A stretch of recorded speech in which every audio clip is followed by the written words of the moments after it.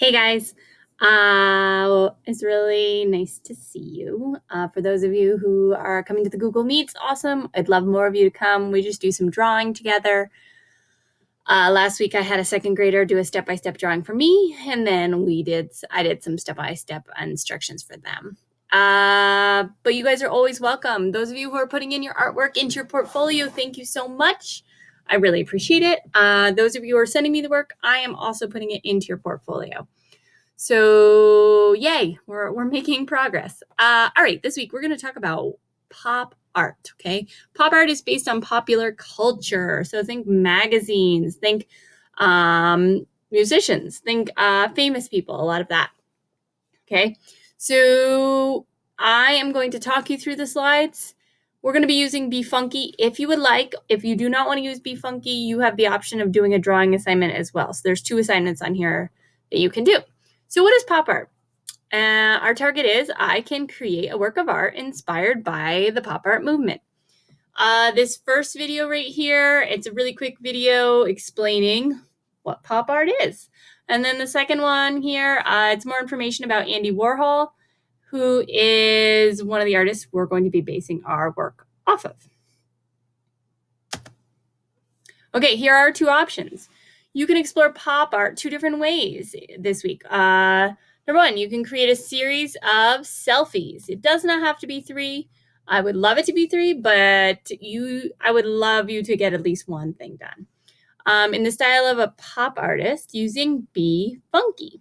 Option 2, create a new label for a soup can like Andy Warhol. He recreated soup can after soup can after soup can, different colors, different labels, different soups. Okay, pop art. Make a pop art portrait or a group of fun portraits using BeFunky. We've used BeFunky before, guys. We used it this year when we were doing our posters about our activists, okay? Soup can fun, yay! Here's a basic step-by-step how to draw a soup can, or you can simply draw an oval with 2 vertical lines and connect it to a curved line on the bottom. Your choice. Here's some things to think about when you are doing the soup can, if you choose to. Remember, it's either or. You don't have to do both. In the YouTube video that I attached, it actually shows you how to do the Campbell's soup lettering. You don't have to do that. You can come up with your own lettering for your soup can. Could be monster soup for all I care. You can make up any kind of soup, okay? All right, BeFunky. Here we go. First step in BeFunky, take your picture, okay? Could be a picture of you, could be a picture of a family member. Okay, you're gonna use your camera on your iPad, phone, computer, whatever, and then you're gonna follow the steps to create your BeFunky. Go to BeFunky. Remember, type it into the search bar at the top. It'll pop up like this. It'll look something like this. BeFunky, yay. Go to Create at the top of the screen. Once you have clicked on Create, this lovely white box will pop down and you're going to click Photo Editor.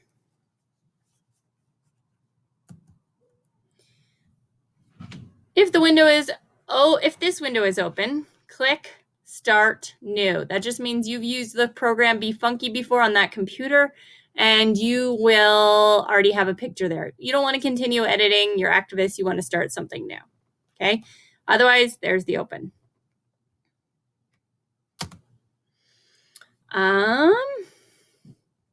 Click Open if you didn't have the other box.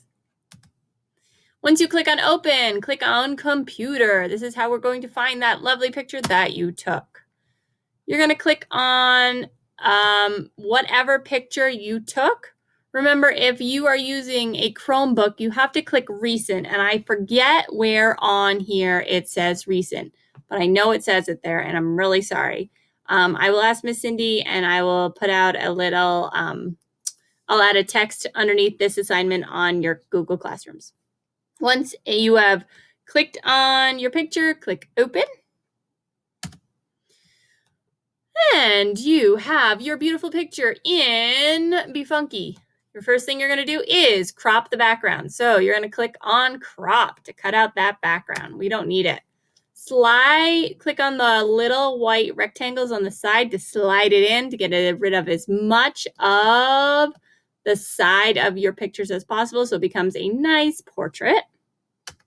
Then click the blue check mark. Sorry. Then click this beautiful little check mark right there. Remember, you can pause this video at any time, and I'm including this slide deck. It's really weird to look at myself while I'm telling you all this. All right, here comes the fun part.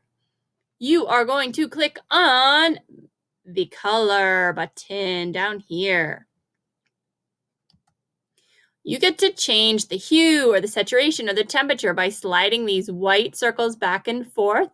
Once you like the color your face has become, you are going to click on that lovely blue box with the check mark. All right, then we are going over to this far set of tools. There's something that looks kind of like an eyeball with a little circle inside. It's called Touch Up. Click that button. And scroll down right here, all the way down to, hey, get out of there, guys. Get all the way down there to Paintbrush, okay? You're going to click right on Paintbrush. And you have a lot of choices here. Okay, there is a colorful square. It probably isn't purple. That's just my color choice. When you want to change the color for painting your background, which is the first thing you're going to do, you're going to click right on that square. You can also change the brush size by sliding this side to side, okay? You may want a bigger brush size for that background. That's what size the circle is. That's your brush right there. You may want a bigger one for the background, and then when you go ahead to do your hair, you're going to get a different size. So change the color. If you like it, great. Color in that whole area. Yay, I painted my whole background. Hurrah! I don't want to click check yet because I need to do some other painting. Now I need to decide on the color I want to make my hair. So I decided I would like a blue. I clicked right on that blue square. For me, it's blue. For you, it can be any color. And you click there, and then you can slide this toolbar up and down to get different tints or shades or colors. And go ahead and click right on there for the color that you want to use. Change the brush size, and then start coloring in your hair.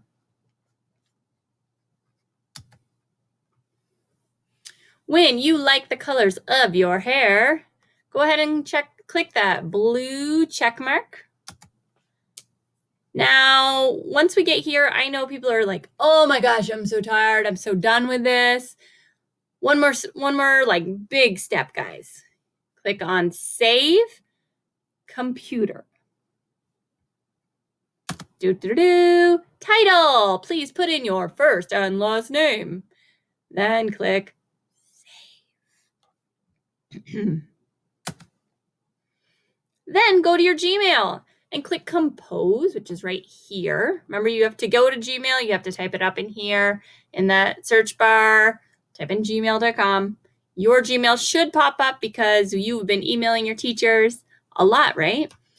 Click Compose and send me your beautiful artwork. Here is my email address. If you are so over Gmail, which some of you might be at this point, go ahead and click right here on upload art here, and you can send it to me that way.